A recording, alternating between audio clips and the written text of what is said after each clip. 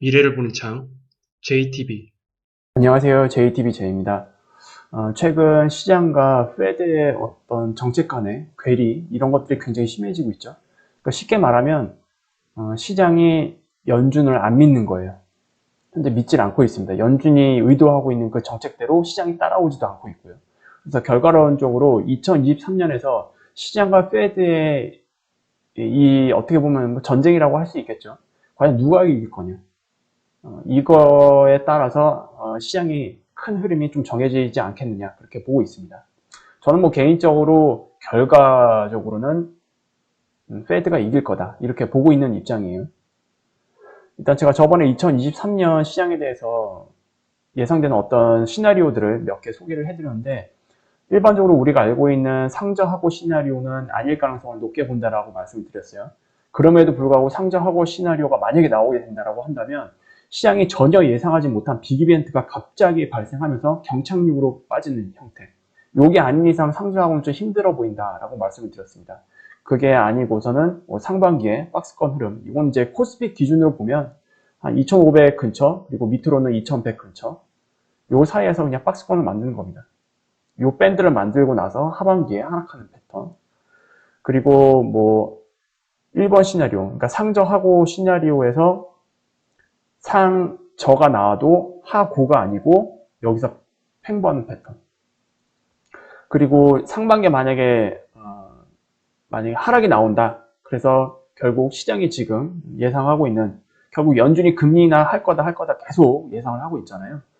정말로 연준이 금리 인하를 했는데 문제는 그때 인플레이션도 같이 반응을 하면서 4분기에 어떻게 보면 더욱더 혹독한 긴축으로 선회하는 최악의 시나리오로 가는 패턴. 근데 좀 개인적으로 3번 시나리오는 그게 확률이 높지 않다라고 저는 생각을 해요.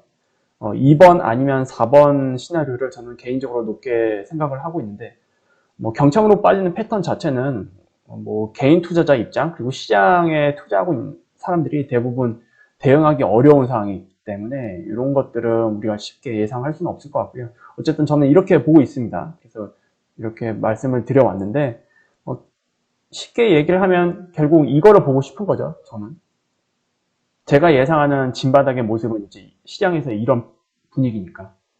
근데 현재 이런 분위기는 전혀 아니기 때문에 제가 여러 가지 말씀을 드렸고, 제가 여러 가지 자료를 살펴보다가 제가 2020년 4월 초에 올려드렸던 마틴 암스트롱 주기 리뷰, 이거를 다시 보게 됐어요. 멤버십 분들 중에서 이거를 계속 언급을 해주시는 분들이 최근 계시거든요. 그래서 다시 한번 이 내용을 봤는데 오랜만에 보니까 뭐 소름 돋게 좀 잘 맞는 부분이 있어서 저도 다시 한번 이런 것들을 여러분들께 공유를 해드리려고 다시 꺼내왔습니다. 일단 앞뒤 다 빼고 이제 그 알맹이 부분만 설명을 해드리면, 다우지수 기준으로 마틴 암스트롱이 사용하는 슈퍼컴퓨터가 정치, 경제, 그리고 지정학적, 이 상수들을 넣어서 슈퍼컴퓨터가 계산을 했을 때 다우존스가 앞으로 어떤 주기를 갖게 될 거냐, 이제 그거를 표현을 한 거거든요. 당시 이 자료는 유료 자료예요, 유료 자료. 지금 마틴 암스트롱 홈페이지 가도 이거 없습니다. 유료 자료인데 이거를 그때 제가 소개를 해드렸던 걸로 알고 있어요. 그래서 당시 2020년 코로나 이후 반등 초입 구간에서 제가 이거를 이제 공유를 해드렸는데, 앞으로 나오게 될 이 급격한 이 상승, 요거는 마치 슬링샷과 같을 거다. 그러니까 쇠총을 뒤로 당기면 당길수록 위로 팍 하고 튀잖아요. 그거를 묘사한 것처럼 시장이 흘러갈 거다라고 했는데 정말로 지나고 나보니까 그렇게 흘러왔어요. 그리고 당시 2022년 전후로 해서, 다우존스 기준입니다. 2022년 전후로 해서 하락이 시작할 거다. 약 2년간. 근데 다우존스 고점이 2022년 1월 초에 나왔죠. 그래서 2022년 딱 요 넘어가는 시기에 고점이 나왔고, 지금 현재 기준으로만 보면은 여기까지 진행된 거예요. 여기 딱 이 중간까지. 2023년이기 때문에. 근데 대부분 이제 지금 시장에서 풍기고 있는 분위기는 이거를 예상을 하는 거잖아요. 여기서 이렇게까지는 안 빠지고. 근데 일단 당시 제가 공유를 해드렸던 마틴 암스트롱 주기 같은 경우에는 2024년 초까지도 하락한다. 그래서 진바닥에 그때 나온다라고 소개를 해드렸는데, 물론 여기 나왔던 이런 수치는 앞뒤로 조금 버퍼가 있을 수는 있어요. 그거는 여러분들이 감안을 하셔야 될 것 같고, 그리고 이게 정답이 아닙니다. 그러니까 마틴 암스트롱이 운영하는 슈퍼컴퓨터는 이렇게 계산했다라는 거를 여러분들이 그냥 하나의 가설로 받아들이시면 될 것 같아요. 이게 무조건 시장이 이렇게 갈 거다라고 생각하시면 안 될 것 같아요. 그 부분은 제가 확실히 말씀을 드리겠습니다. 어쨌든 현재까지는 굉장히 잘 맞았다. 여기까지는. 그래서 좀 요것만 보더라도 상저하고 시나리오는 아니고 오히려 상반기 뭐 중간에 반등, 뭐 박스권 장세 뭐 이런 게 있을지언정 하반기가 더 좀 위험해 보인다. 이 주기로만 보면은 좀 그렇게 볼 수 있죠. 만약에 이런 패턴으로 가게 되면 굉장히 또 큰 이벤트가 2023년에 일어날 가능성을 높게 보는 게 맞을 것 같습니다. 그리고 대부분 사람들이 예상하는 시나리오가 아닌 전혀 예상하지 못한 시나리오로 시장이 또 흘러갈 가능성이 높지 않겠느냐. 또 그런 것들을 좀 예상을 해볼 수가 있겠죠. 그래서 지금 여기까지 제가 진행했다고 말씀드렸는데 마틴 암스트롱 기준으로 보면은 이제 다우존스 월봉이에요. 이거는 이제 이렇게 나오는 거죠. 결과적으로 이렇게 갔다가 지금 반등이 이렇게 나왔는데 시장이 뭐 여기서 이렇게 갔다가 이렇게 가는 게 아니고 마틴 암스트롱 주기는 요거를 얘기를 하는 거예요. 요렇게 결국 크게 N자로 이거를 완성을 하고 진바닥이 나올 거다라고 마틴 암스트롱 주기에서는 요걸 좀 풀어서 이렇게 좀 설명을 해볼 수 있을 것 같습니다. 그래서 이게 생각이 나서 다시 한번 공유를 해드린 거고요. 그리고 제가 저번 주에 주요 지표로 이런 것들을 제가 설명을 해드렸는데 이제 왼쪽에 나왔던 게 이제 실제 값이거든요. 지금 쭉 나온 지표 값들만 보더라도 시장이 좋게 반응하는 거는 거의 뭐 비정상적으로 보이죠. 물론 12월 달에 시간당 임금 상승률이 기대했던 것보다 낮게 나와서 그거 하나 잡고서 이렇게 좀 올리고 있는 상황이긴 한데 12월 달에는 어쨌든 미국 쪽에서는 휴일이 많았어요. 그래서 시간당 임금 상승률이 당연히 예상보다 충분히 낮게 나올 수 있습니다. 어떻게든 뭐 시장은 과매도 구간이 있었기 때문에 이렇게 반등시킬 어떤 핑계거리를 강하게 찾고 있었던 것 같아요. 제 개인적인 느낌은 그렇습니다. 어쨌든 이런 것들을 보면은 시장이 뭐 이런 분위기에서 추세적으로 전환을 해서 상승으로 가는 그런 패턴이 나오기는 굉장히 힘들어 보인다라고 보고 있고요. 이제 12일이죠. 12일 날 이번 주에 CPI가 나오게 되는데 CPI가 나온 뒤에도 만약에 예상치보다 더 높게 나온다. 그러면 정상적이라면 시장은 밑으로 하락을 해야 되지만 그걸 다 무시하고 또 상승을 하고 할 수 있을지 이런 것들을 좀 지켜보고 싶습니다. 어쨌든 지금은 시장이 연준을 믿지 않는 것 같아요.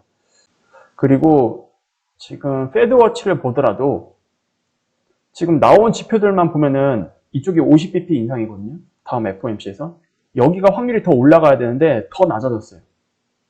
그러니까 연준 니네 결국 니네가 의도했던 대로 금리 못 올릴 거다. 이렇게 베팅을 하고 있는 거죠. 지금 채권 시장에서도.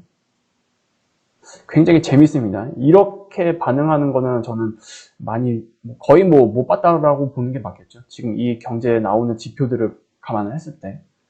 그래서 지금 시장과 연준이 계속 싸우고 있는 상황인데 아마 여기는 이제 다이버전스가 굉장히 크게 발생하고 있기 때문에 어느 한쪽은 분명히 크게 깨질 거예요. 그래서 시장 흐름이 갑자기 한쪽으로 확 기울어질 가능성이 높긴 한데 일단 이런 것들을 좀 텍스트로 정리를 해보면 이렇습니다. 지금 연준의 어떤 매파적 발언들, 그러니까 12월 FOMC부터 쭉 나왔던 매파적 발언은 시장에서 블러핑으로 지금 간주를 하고 있죠. 그래서 연준과 시장 사이 역대급 다이버전스가 발생하고 있는데 현 시점에서 다음 FOMC에서 좋은 이야기가 나올 가능성, 요거는 좀 희박하다고 볼 수 있죠. 지금 상황에서. 지금 상황에서 다음 FOMC에서 연준이 시장이 듣기 좋은 얘기들을 한다? 그거는 뭐 거의 시장을 포기했다. 뭐 통제권을 상실한다. 이렇게 봐도 무방할 겁니다. 그래서 좋은 이야기가 나올 가능성이 굉장히 희박한데 그럼에도 불구하고 시장이 이걸 무시할 경우 3월 FOMC에서 점도표까지 아예 싹 바뀔 가능성이 오히려 올라가게 됩니다. 그래서 시장에서 끝까지 지금 주장하고 있는 연준 블러핑, 이게 블러핑으로 끝나지 않고 이게 실제가 돼버릴 수도 있어요.